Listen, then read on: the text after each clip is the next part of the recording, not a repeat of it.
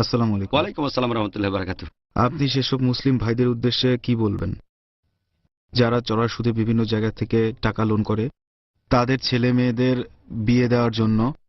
বিয়েতে তারা অনেক ধুমধাম করে, জাঁকজমক করে, পরে তারা লোন শোধ করতে পারে না, তখন বিভিন্ন অন্যায় করে, অনেক সময় তারা আত্মহত্যা করে বসে।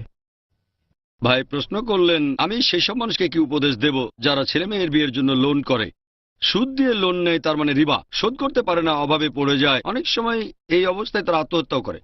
শোধ করতে পারুক বা না পারুক, কোন রকম লোন নেয়া, আত্মহত্যা করুক বা না করুক, লোন নেওয়াটা তো আসলে অনেকটা আত্মহত্যা করার মতোই কাজ যদি সুদ দিয়ে লোন নেয়। কারণ আল্লাহ বলেছেন পবিত্র কোরআনে সূরা বাকারা 2 নম্বর অধ্যায়ের 278-279 নম্বর আয়াতে আছে, তোমরা সুদ থেকে দূরে থাকো। যারা সুদ থেকে বিরত থাকবে না তারা আল্লাহ এবং রাসূলের সাথে যুদ্ধের জন্য প্রস্তুত থাকো। তাহলে আল্লাহ এবং রাসূলকে যুদ্ধের জন্য চ্যালেঞ্জ করাটা আত্মহত্যার সমান।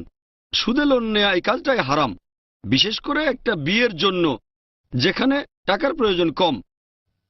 নবীজি সাল্লাল্লাহু আলাইহি সাল্লাম বলেছেন, এটা আগেও বলেছি, যে সবচেয়ে সেরা বিয়ে সেটা যেখানে সবচেয়ে খরচ কম। নবীজি আরো বলেছেন যে বিয়েকে এত সহজ করে দেওয়া যেন জেনা করা কঠিন হয়ে যায়। তবে এখনকার দিনে বিয়ে কঠিন হয়ে গেছে, জেনা করা সহজ। আমাদের এরকম হাদিসগুলো জানতে হবে আর এই লোকদের ইসলাম সম্পর্কে আরো বেশি জানাতে হবে, তাদেরকে এগুলো শেখাবেন। জাকজমকের চেয়ে কোরআন হাদিসের গুরুত্ব বেশি। এই পৃথিবীর জাকজমক ইহকালে তাদের উপকারে আসবে না, পরকালেও আসবে না। আশা করি উত্তরটা পেয়েছেন। আসসালামু আলাইকুম। ওয়ালাইকুম আসসালাম রহমতুল্লাহ বারাকাতুহ। আপনি সেসব মুসলিম ভাইদের উদ্দেশ্যে কি বলবেন যারা চড়া সুদে বিভিন্ন জায়গা থেকে টাকা লোন করে তাদের ছেলে মেয়েদের বিয়ে দেওয়ার জন্য? বিয়েতে তারা অনেক ধুমধাম করে, জাঁকজমক করে, পরে তারা লোন শোধ করতে পারে না, তখন বিভিন্ন অন্যায় করে, অনেক সময় তারা আত্মহত্যা করে বসে।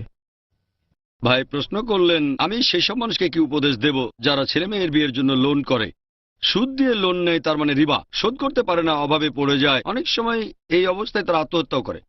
শোধ করতে পারুক বা না পারুক, কোন রকম লোন নেয়া, আত্মহত্যা করুক বা না করুক, লোন নেওয়াটা তো আসলে অনেকটা আত্মহত্যা করার মতোই কাজ যদি সুদ দিয়ে লোন নেয়। কারণ আল্লাহ বলেছেন পবিত্র কোরআনে সূরা বাকারা 2 নম্বর অধ্যায়ের 278-279 নম্বর আয়াতে আছে, তোমরা সুদ থেকে দূরে থাকো। যারা সুদ থেকে বিরত থাকবে না তারা আল্লাহ এবং রাসূলের সাথে যুদ্ধের জন্য প্রস্তুত থাকো। তাহলে আল্লাহ এবং রাসূলকে যুদ্ধের জন্য চ্যালেঞ্জ করাটা আত্মহত্যার সমান। সুদে লোন নেয়া এই কাজটাই হারাম, বিশেষ করে একটা বিয়ের জন্য যেখানে টাকার প্রয়োজন কম। নবীজি সাল্লাল্লাহু আলাইহি সাল্লাম বলেছেন, এটা আগেও বলেছি, যে সবচেয়ে সেরা বিয়ে সেটা যেখানে সবচেয়ে খরচ কম। নবীজি আরো বলেছেন যে বিয়েকে এত সহজ করে দেওয়া যেন জেনা করা কঠিন হয়ে যায়।